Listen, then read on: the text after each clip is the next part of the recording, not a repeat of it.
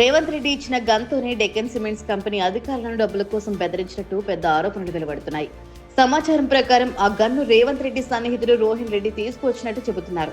అదే గన్ను ఉపయోగించి మంత్రి Konda Surekha, OSD Sumanth Deccan cements company వారిని పాయింట్ బ్లాంక్ లో బెదిరించినట్టు వార్తలు వెలువడుతున్నాయి.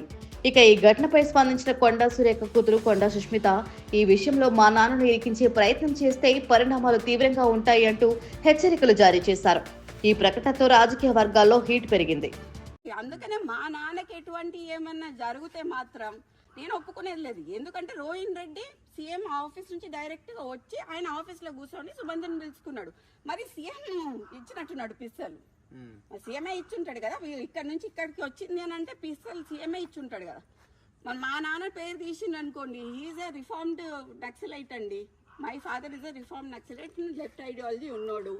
సో దాన్ని బేస్ చేసుకొని అంతకుముందు కేసెస్ ఉన్నాయి. దే ఆర్ ఆల్ ఎగ్జిక్యూటెడ్, అన్నీ అయిపోయినాయి ఈ కేసెస్. మళ్ళీ ఇట్లా కక్షపూరితంగా చేద్దామని ట్రై చేస్తున్నట్టున్నారు.